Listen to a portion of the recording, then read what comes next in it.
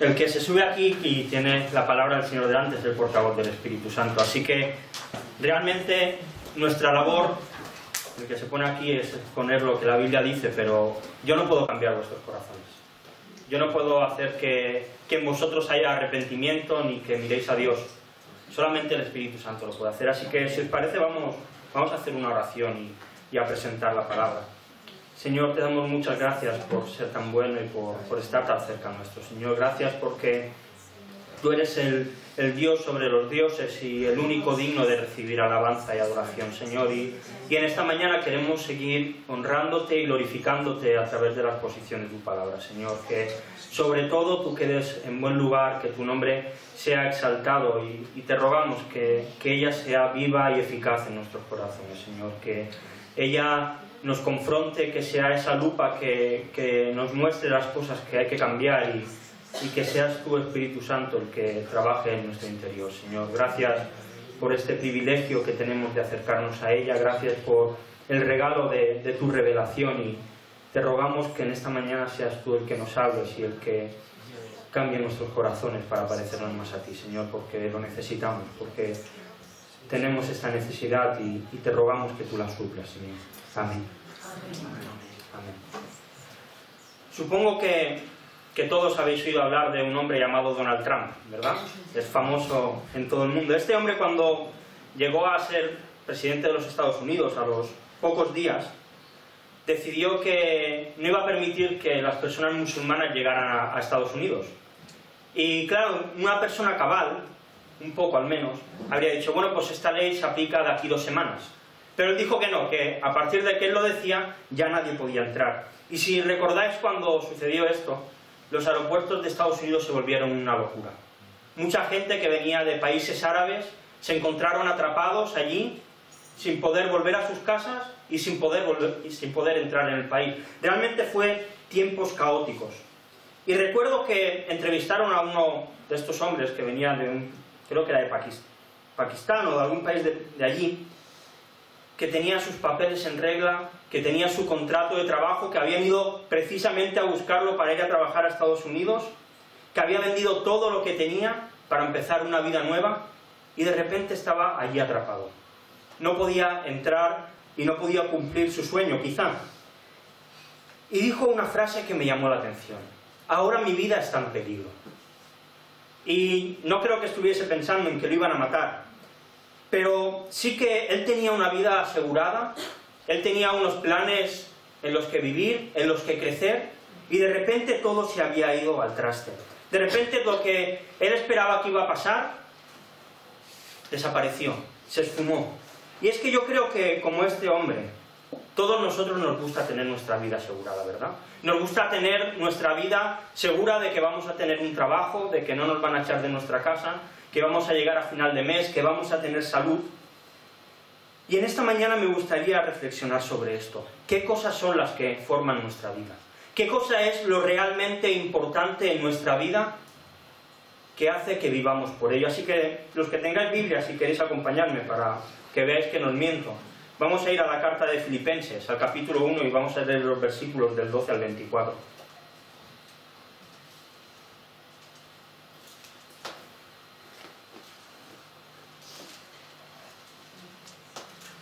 Filipenses 1, del 12 al 24.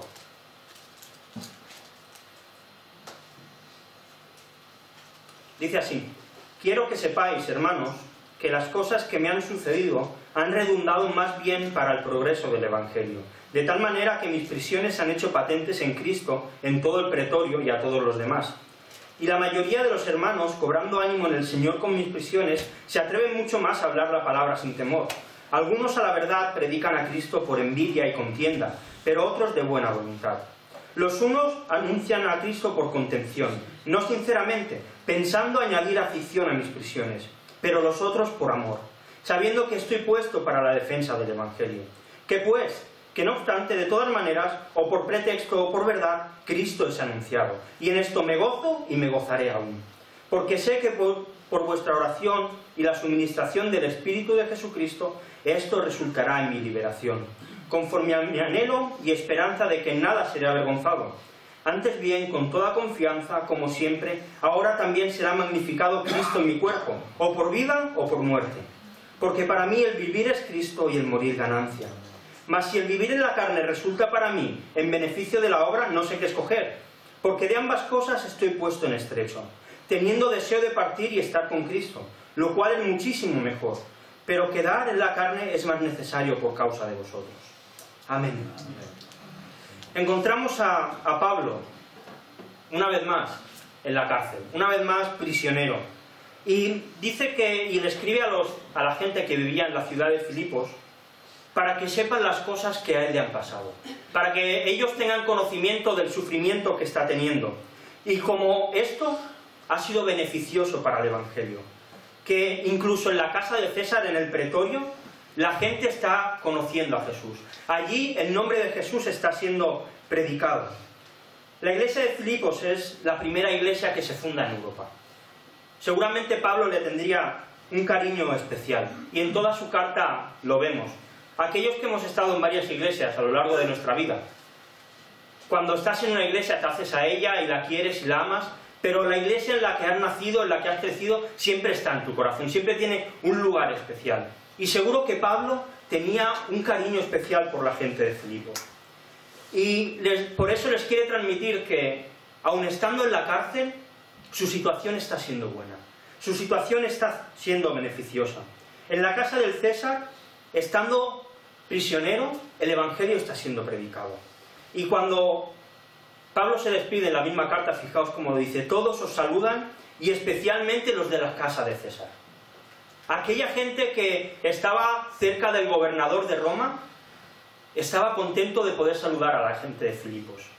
Y es que Pablo nunca dejó de predicar el Evangelio. Este era el motivo por el que lo habían metido en la cárcel.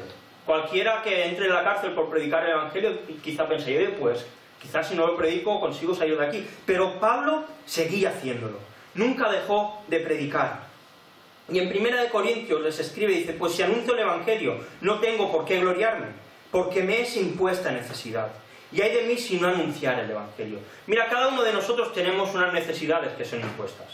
Todos tenemos la necesidad de comer, la necesidad de dormir, la necesidad de relacionarnos, la necesidad de amar. Y Pablo tenía la necesidad de predicar el Evangelio. Era algo que estaba en él y que no podía dejar de hacerlo. Parecía que perdía.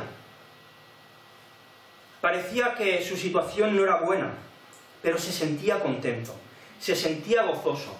Y cuando pensaba en esto, digo, si traemos al Pablo que está en la cárcel al año 2018, seguramente diría: Señor, con todo lo que yo he predicado, con todo lo que yo te amo, ¿cómo me pasa esto? ¿Cómo estoy en la cárcel? Señor, ¿ya no te acuerdas de mí? ¿Ya te has olvidado? ¿Me has abandonado? Pero creo que si Pablo, en el año 2018, tuviese una enfermedad que le hiciese ir cada día al hospital, no le diría: Señor, ¿por qué me pasa esto?, sino que aprovecharía y predicaría el Evangelio. Si cada día tuviese que ir a la cola del paro, aprovecharía y predicaría el Evangelio. ¿Y qué diferentes somos nosotros? Señor, ¿cómo puede pasarme esto a mí si vengo todos los días a la iglesia? Señor, si canto en el grupo de alabanza, si hasta vengo los martes. Señor, ¿cómo te has olvidado de mí? Pablo nunca dejó de predicar el Evangelio. Y creo que debemos reflexionar sobre esto. Porque tantas veces nos quejamos de nuestras situaciones, cuando en realidad son oportunidades para darle la gloria a Dios. Cuando en realidad son oportunidades para llevar buenas nuevas de salvación a aquellos que no creen. Y las perdemos, y las desperdiciamos. ¿Sabéis? Si Pablo no hubiese entrado en la cárcel, quizá aquellos que vivían en la casa del César nunca hubiesen recibido el Evangelio. Quizá nunca se hubiesen convertido. Bueno, sí, porque Dios los tenía escogidos. Pero tenía que ser de esta manera. Y mira, cada uno de nosotros tenemos que predicar el Evangelio. Necesitamos rogarle a Dios que ponga necesidad en nosotros de predicarlo cada día. De explicárselo a quienes trabajan con nosotros, a quienes viven en nuestra casa, a nuestros vecinos, al que nos encontramos en el ascensor. Tiene que estar una necesidad en nosotros, el predicar el Evangelio. Porque, mira, puedes darle muchas cosas a los necesitados. Les puedes dar comida, les puedes dar dinero, les puedes dar un abrazo, pero nada se puede comparar con darles a Jesús. Este es el mayor regalo que podemos darles. Pero, ¿sabes algo? Mira, los beneficios del Evangelio no solamente estaban donde Pablo estaba encarcelado, sino que dice que la mayoría de los hermanos, al ver que Pablo estaba en prisión y que estaba predicando, se atrevían mucho más a predicar la palabra sin miedo. Y es que Pablo era un inspirador. Pablo era alguien que con su manera de vivir, con su manera de actuar, inspiraba a otros a hacerlo. Aquellos que lo hacían estaban en riesgo de entrar también en la cárcel. Pero al ver que Pablo no se rendía, al ver que Pablo no dejaba de predicar, el resto de gente, el resto de cristianos, se animaban más aún a predicar. Aún lo hacían más. Y mira, déjame hacerte una pregunta. ¿Cuándo fue la última vez que le evangelizaste a alguien cara a cara? Y respóndetela para ti. Yo, la verdad, si os soy sincero, en mi trabajo, todos aquellos con los que me rodeo saben que soy cristiano. Cuando hablamos de qué vamos a hacer el fin de semana, ellos saben que el domingo por la mañana voy a la iglesia. Saben lo que creo en Dios. Saben que se ha salido la oportunidad de que yo me he casado siendo virgen. Saben todas las diferencias que hay entre el evangélico y el católico. Pero ¿sabes algo? Esto no es predicar el evangelio. Esto no es predicar el evangelio. Hubo alguien que me dijo una vez, si tú predicas y hay un católico, un musulmán y un judío, y acabas de predicar y no están en contra tuyo, no has predicado el evangelio. Porque el evangelio habla de Jesús. El evangelio habla de pecado. El evangelio habla de infierno. El evangelio habla de necesidad de arrepentimiento. Y sin esto, predicaremos, pero no será el evangelio. Si la gente no sabe que se va al infierno, no va a saber que necesita un Salvador. Si la gente no sabe que tiene que arrepentirse de sus pecados, difícilmente va a querer tener algo que ver con un Dios santo. Mira, la Biblia es muy clara. Y si al evangelio le quitas una parte, deja de ser evangelio. Yo recuerdo cuando era más joven, cuando era adolescente, había como una duda ahí. ¿Hay que decirle a la gente que se va al infierno si no cree en Jesús? Y había como muchas opiniones. Porque claro, si le dices eso parece como que le estás queriendo meter miedo. Mira, yo, si algo he aprendido de mis padres, es que cuando no me dejaban hacer algo era por mi bien. Y nunca fueron malos padres por decirme esto no lo puedes hacer. Al revés. No decirle a alguien que se va al infierno es lo peor que podemos hacer. Porque necesitan saberlo. Porque necesitan saber que necesitan un Salvador. Y mira, creo que cada uno de nosotros tenemos la oportunidad, como Pablo, de ser inspiradores. De ser inspiradores los unos a los otros. Hoy en día hay una tendencia muy mala y peligrosa, que es de no formar parte de ninguna iglesia. Voy a un sitio, voy a otro, me junto con uno, me junto con otro, pero ¿sabes algo? La iglesia es importante. La iglesia es básica porque aquí es donde nos inspiramos los unos a los otros. Donde debemos contar, oye, pues mira, esta semana le he hablado a mi compañero y ha sido un fracaso. O esta semana le he hablado a mi compañero y de repente ha querido saber algo más de Dios. Es básica, porque cuando alabamos a Dios, aunque cantemos mal como yo, y otro te escucha, te anima a seguir alabando a Dios. Porque no, somos uno. La iglesia es muy importante. ¿Sabéis? Yo desde chiquitito, desde que nací, fui a la iglesia. Y a los 13 años me bauticé. Pues hasta 19 años después no fui capaz de predicarle el evangelio cara a cara a alguien. Y lo hice con un compañero mío de trabajo. Y el escenario era perfecto, porque fue él el que me preguntó, me dijo, ¿tú qué es lo que crees? Nunca he hablado tan mal. Un desastre. Y mira que lo he predicado veces desde el púlpito. Mira que se lo he presentado veces a personas inconversas. Pero el cara a cara es diferente. Cuando tú tienes a una persona cara a cara, decirle, si no crees a Jesús te vas al infierno, es difícil. No es sencillo. Por eso necesitamos ayudarnos los unos a los otros. Por eso necesitamos compartir nuestras experiencias. Por eso necesitamos predicar. Por eso necesitamos evangelizar, porque solamente con la práctica se consigue hacerlo bien. Pero como en todas las cosas, lamentablemente, no todos hacen las cosas con una buena actitud. Pablo dice que algunos a la verdad estaban predicando a Cristo solamente por contienda o por envidia, y otros lo hacían de buena voluntad.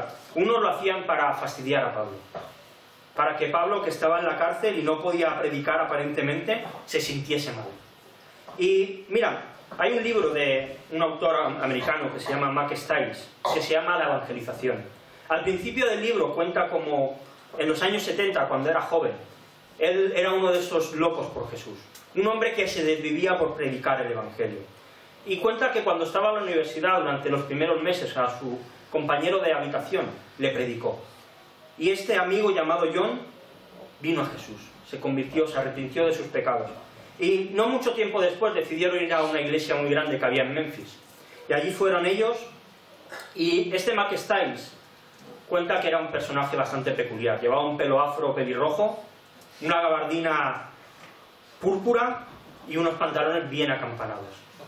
Vamos, que si lo veías llamaba la atención. ¿Os acordáis del pelocho aquel del 11-8? Pues del estilo debía ser.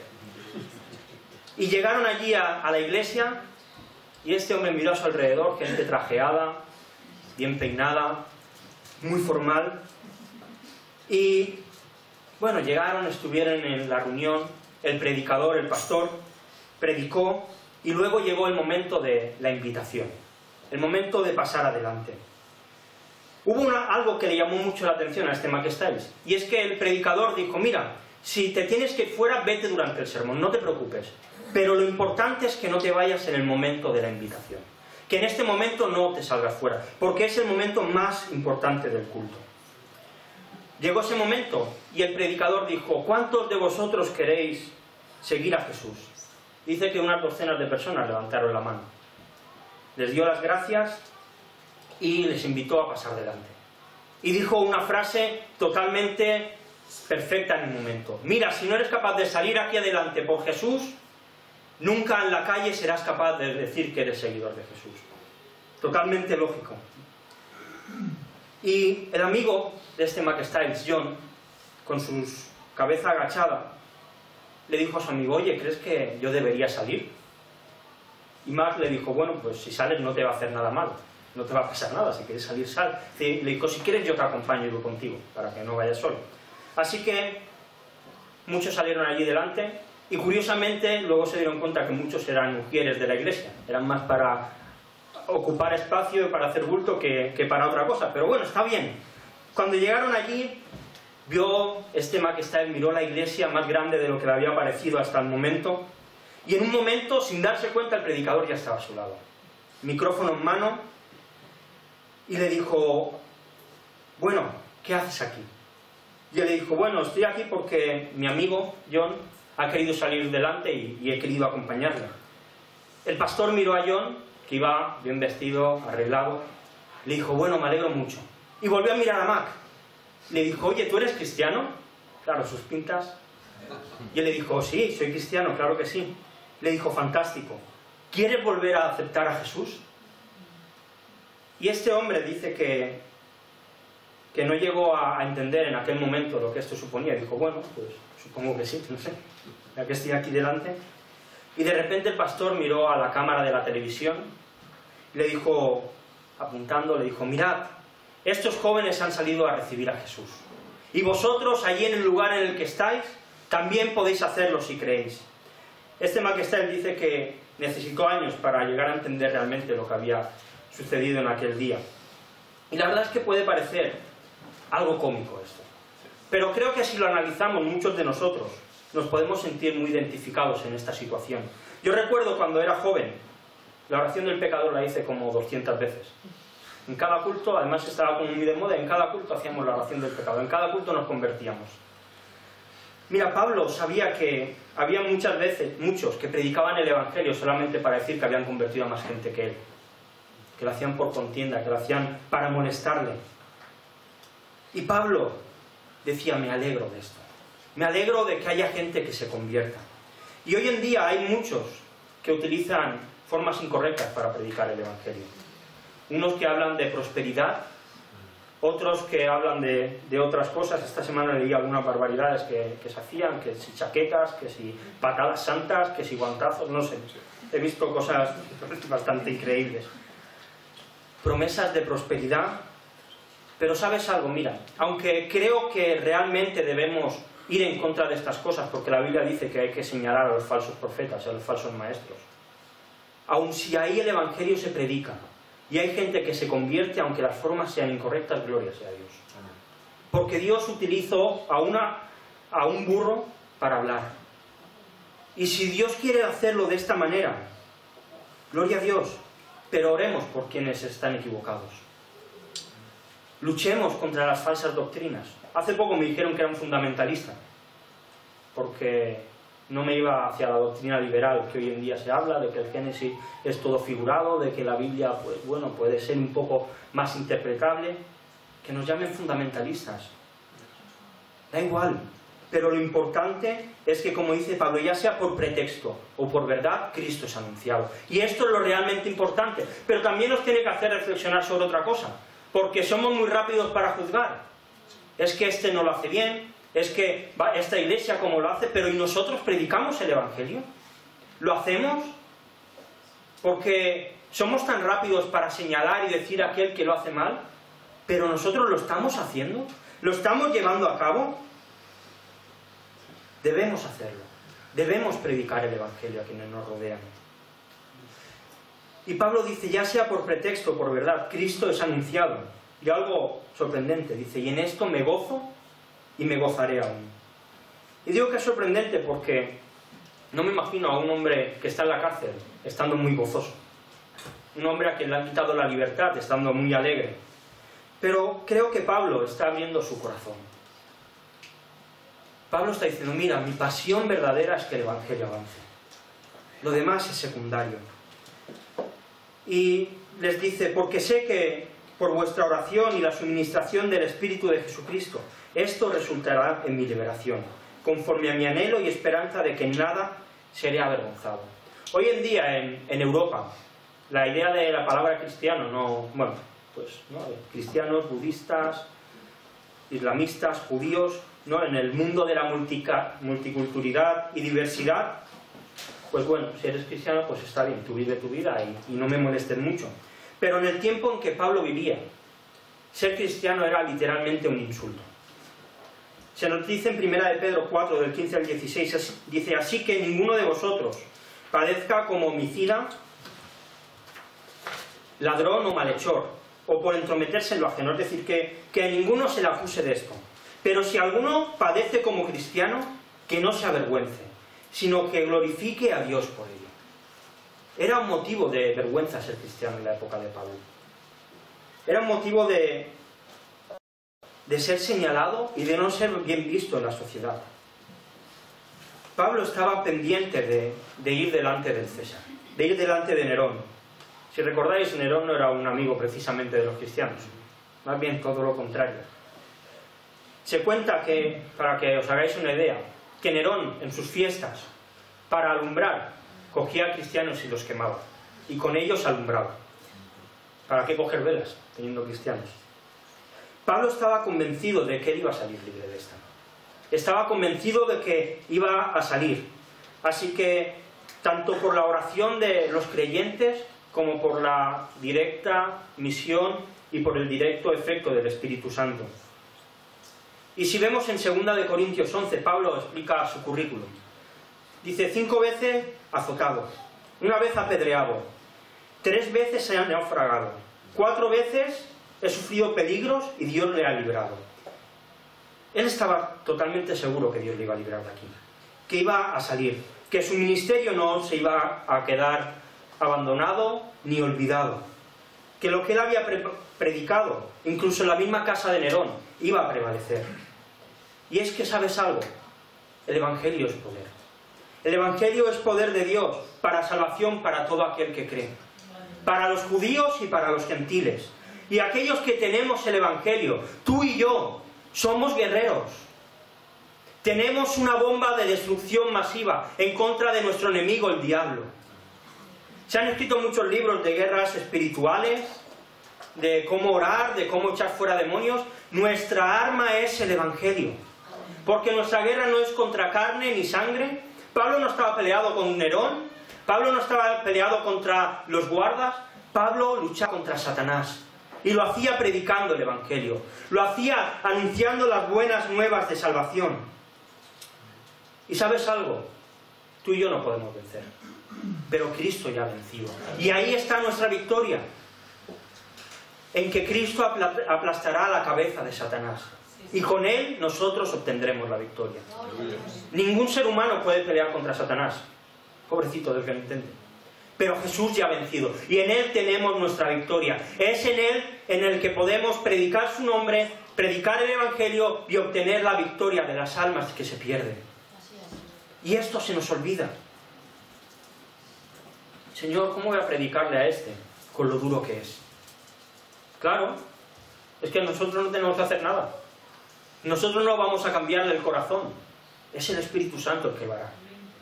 No dejemos de predicar las buenas nuevas de salvación. Y así completa Pablo su mensaje sobre esa posible vergüenza que pudiese tener. Dice, antes bien, con toda confianza, como siempre, ahora también será magnificado Cristo en mi cuerpo, o por vida o por muerte. Porque para mí el vivir es Cristo y el morir ganancia. Martin Luther King, conocido por todos, dijo una frase en esta ocasión, dijo, si el hombre no ha descubierto nada por lo que morir, no es digno de morir. Si el hombre no ha descubierto nada, ningún motivo por el que morir, entonces no tiene dignidad para morir. Pablo no temía la muerte. Si vivía, iba a seguir haciendo lo que había hecho hasta ahora, predicar el Evangelio. Y si moría, todo el mundo que le conocía, y era bastante conocido, iba a saber que moría en el nombre de Jesús. Así que ya sea por vivir o por morir, el nombre de Jesús iba a ser anunciado. Ya sea porque siguiese viviendo en esta tierra, o porque no, el nombre de Cristo iba a ser magnificado. Unos versículos más adelante dice, y aunque sea derramado en libación sobre el sacrificio y servicio de vuestra fe, me gozo y me regocijo con todos vosotros. Y asimismo gozaos y regocijaos todos conmigo. Pablo tenía una cosa muy clara. Dios debe ser exaltado. Esto es lo básico y lo primordial del cristiano. Y la vida era un medio de alabanza a Dios. Y la muerte era un medio de alabanza a Dios. Y todo lo que hacía era una manera de magnificar el nombre de Jesús. Hace tiempo leí un libro que se llamaba Lo único que no podrás hacer en el cielo. ¿Y sabéis de qué iba? De evangelización. Porque en el cielo no podremos evangelizar a nadie, ya están todos convertidos. Por lo tanto, si estamos aquí, tenemos que hacerlo. Para mí el vivir es Cristo y el morir ganancia. Yo no sé si tú puedes hacer tuyas estas palabras.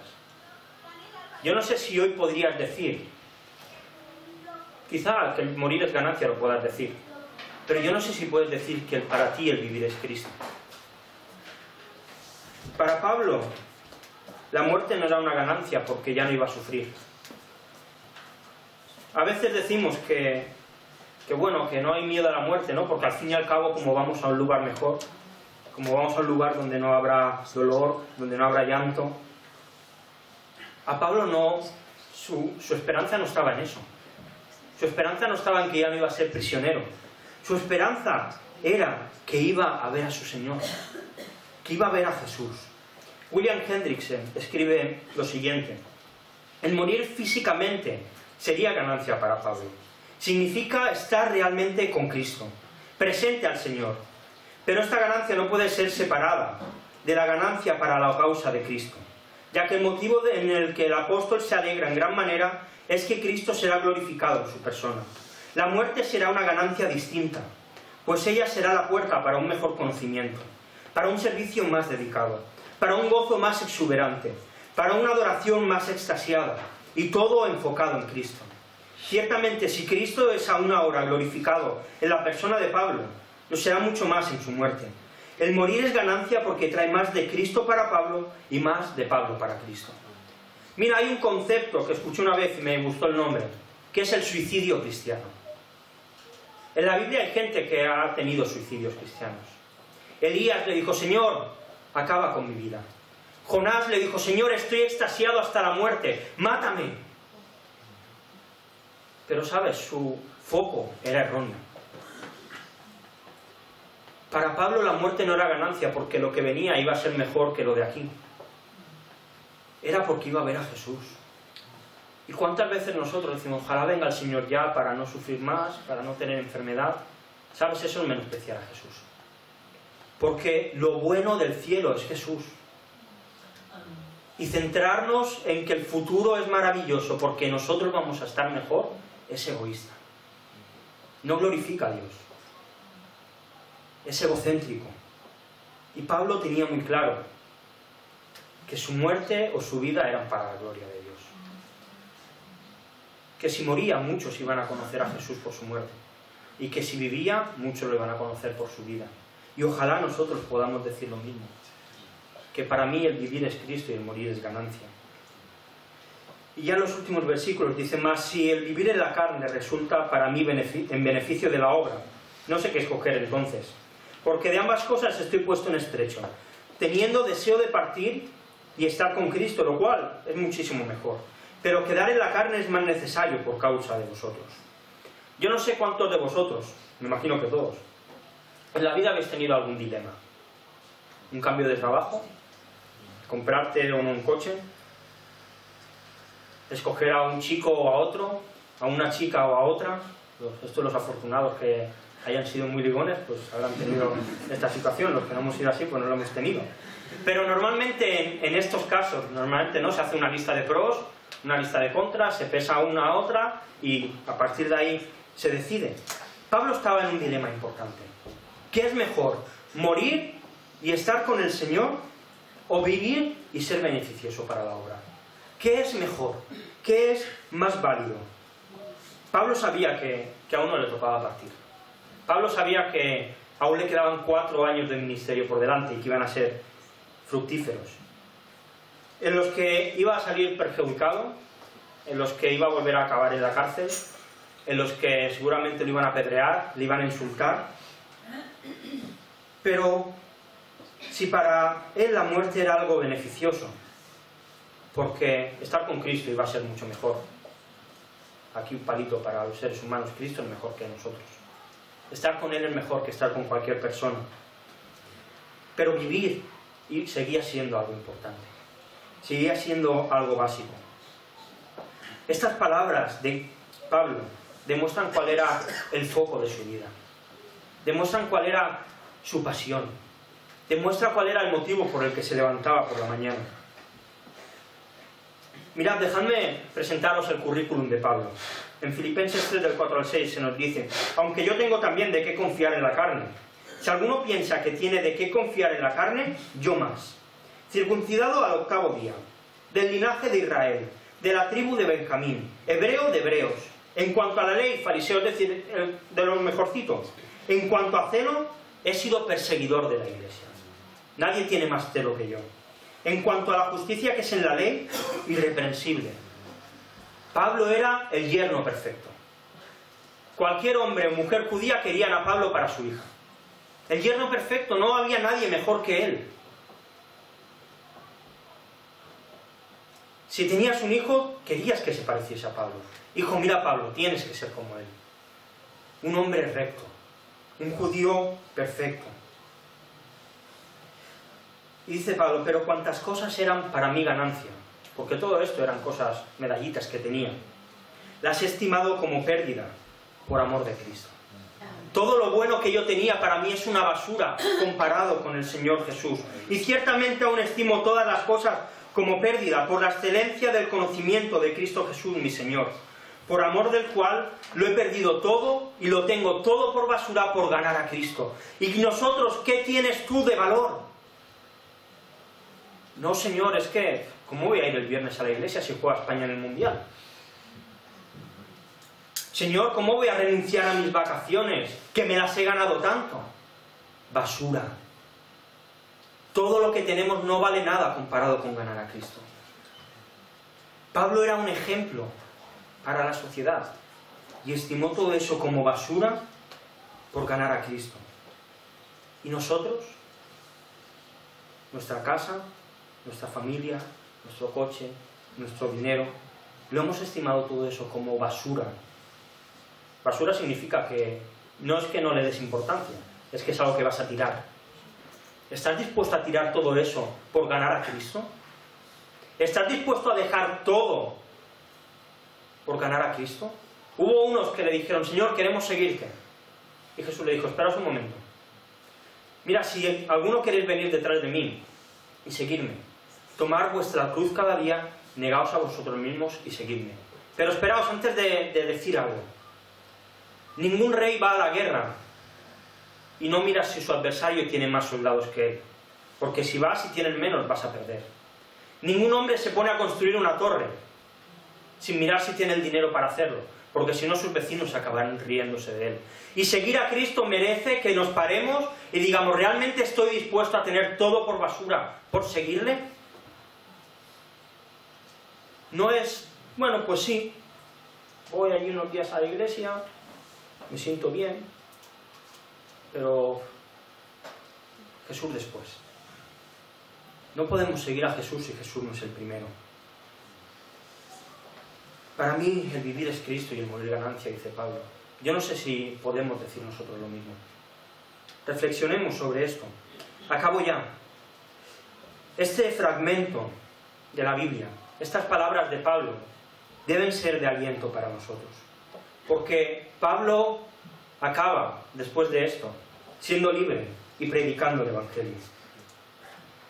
En 2 de Timoteo 4, del 5 al 8, cuando Pablo le dice a Timoteo que va a morir, le dice así, pero tú sé sobrio en todo, soporta las aflicciones, haz obra de evangelista, cumple tu ministerio. Y fijaos, le dice, porque yo ya estoy para ser sacrificado, y el tiempo de mi partida está cercano. He peleado la buena batalla, he acabado la carrera, he guardado la fe. Por lo demás me está guardada la corona de justicia, la cual me dará el Señor, juez justo en aquel día, y no solo a mí, sino también a todos los que aman su venida. Mira, si para ti el vivir es Cristo, entonces la muerte no es más que ganancia. ¿Cuántos cristianos tenemos miedo a la muerte? Si ahora te preguntaran, ¿quieres morir hoy? Quizá muchos dirían, bueno, es que me gustaría tener hijos, me gustaría casarme, me gustaría casar a mis hijos, me gustaría sacarme la carrera, acabar mis estudios. Pero la muerte es una ganancia. La muerte es una alegría. Y ¿sabes algo? Cuando pensamos en aquellos que ya se nos han ido, en aquellos que han abandonado esta vida, esto es un consuelo. A veces cuando pensamos en alguien que muere, viene tristeza a nuestro corazón, y en parte es normal porque hay una separación, pero debe haber alegría en nosotros, de saber que están con el Señor. La muerte nunca debiera ser un trauma para el creyente. Cuando en la iglesia primitiva morían en los circos y se los comían los leones, morían cantando. ¿Sabéis por qué? No porque fuesen mejor que nosotros, sino porque tenían clara cuál era su esperanza. Tenían clara que la vida que vivían aquí era una basura y que su deseo era ver al Señor. Y creo que hoy en día el problema es que hemos perdido esa visión. Estamos tan metidos en este mundo, nos hemos vuelto tan materialistas, tan centrados en nosotros, que hemos perdido que nuestra meta es Jesús. Que nuestra meta y nuestra alegría es estar con Dios. Si la muerte trae recompensa y beneficio para nosotros, lamentablemente no ha sido así para todos. En Mateo 26:39 se nos dice que Jesús en Getsemaní se fue un poco adelante, postró sobre su rostro y orando dijo, Padre mío, Papá, si es posible que pase de mí esta copa, pero que no sea como yo quiero, sino como tú. Mira, en la Pascua, cuando Jesús murió, Jesús estaba bebiendo la copa de ira que tú y yo teníamos que tomar. Jesús estaba perdiendo, y mucho, para que la muerte sea ganancia para nosotros. Todo esto no tiene sentido sin el sacrificio de Jesús. Jesús no murió porque necesitase algo. Él era completo. Algunos Han dicho, no, es que Jesús murió para completarse y al amarnos. Mentira. Jesús era completo cuando estaba en el cielo. Cuando estaba en su gloria. Él era el Dios todopoderoso, perfecto y santo. Y voluntariamente se hizo un hombre. Para que tú y yo tuviésemos una esperanza. Cristo perdió tanto que como nosotros, lo vamos a decir, para mí el vivir es Cristo y el morir es ganancia. Cuando miramos el sacrificio de Jesús, necesitamos darnos cuenta que el regalo ha sido tan grande que merece perder todo en esta tierra para ganarlo. Como aquella mujer que encontró una perla de gran precio y al verla vendió todo lo que tenía para comprarla. Y dime, ¿estás dispuesto a vender todo lo que tienes para alcanzar esa perla de gran precio que se llama Jesús? ¿Estás dispuesto a perderlo todo? Tu familia, tus amigos, tu trabajo, tu casa, tu dinero, para ganar a Jesús. Y yo, si os soy sincero, tengo que decir que hoy en día no. Y queda feo que alguien que predica esto lo diga, pero es la realidad. Necesitamos que nos sea impuesta necesidad predicar el Evangelio. Necesitamos que el Espíritu Santo traiga convicción de pecado a nuestras vidas. ¿Sabéis? Cuando vemos avivamientos que pasaron en el siglo XVII y XVIII en Escocia, en Inglaterra, en Gales, no es porque esa gente era muy buena, es porque el Espíritu Santo trajo convicción de pecado a sus vidas de una manera increíble. Y sin esto no podemos decir que el vivir es Cristo y el morir es ganancia. Necesitamos clamar a Dios, Señor, haz que me dé cuenta de lo malo que soy. Hoy en día muchos predican que somos muy buenos, que valemos mucho. Tú vales mucho para Dios. Mentira, no valemos nada. Nuestro valor está en Cristo. Nuestra autoestima tiene que estar en Él, porque es necesario que nosotros menguemos y que Él crezca. No es que para amar a los demás te tienes que amar a ti mismo. Os veo y todos os habéis puesto guapos esta mañana para venir. Eso significa que os queréis. Saldréis y os iréis a comer. Eso significa que os queréis, que nos queremos. La Biblia no dice que tengamos que querernos más, dice que tenemos que querernos menos, que tenemos que morir a nosotros mismos.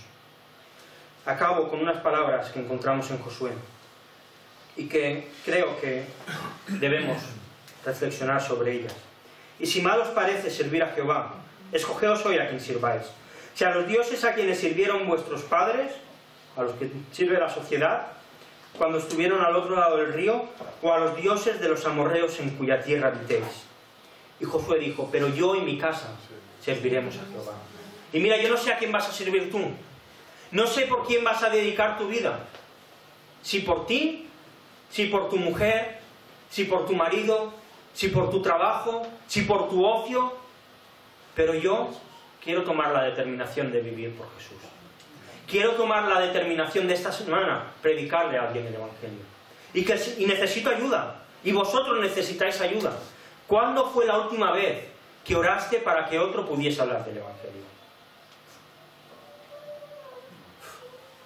Hace mucho, quizá, ojalá que no. Pero necesitamos orar unos por otros, para que el Señor nos ayude a predicar el Evangelio. Para que nos sea impuesta necesidad, que aquello que ha transformado nuestras vidas transforme las vidas de las personas que nos rodean. Vamos a orar. Señor, te damos muchas gracias por este siervo que tú elegiste, Señor, por el apóstol Pablo, que dio toda su vida por que tu palabra fuese predicada, Dios. Gracias porque es un ejemplo y nos inspira y nos ayuda, Señor, a vivir pues la vida cristiana con un mayor fervor. Y te rogamos que tú cambies nuestro corazón, Señor, que derrame, Señor, conciencia de pecado y arrepentimiento sobre nosotros. Tantas veces nos centramos en las cosas en las que salimos beneficiosos, Señor, pero lo que deseamos es amarte más y necesitamos que tú cambies nuestro corazón. Y por eso te rogamos que tengas misericordia, Señor, que impongas esa necesidad que Pablo tenía en nosotros de predicar el Evangelio, que no nos conformemos con decir que somos cristianos, que creemos en Dios, sino que realmente hablemos de ti viniendo a esta tierra, del riesgo, Señor, que cada persona tenemos de ir al infierno y de estar lejos de ti, Señor. Danos tú la palabra, Señor, y la sabiduría para hacerlo, y sobre todo la valentía, porque tantas veces nos acobardamos, porque tantas veces fallamos, y te rogamos que seas tú el que nos ayude, Señor, a predicar ese evangelio glorioso de gracia que nos salvó y que cambió nuestros corazones. Señor, gracias porque tú eres un Dios bueno y un Dios misericordioso.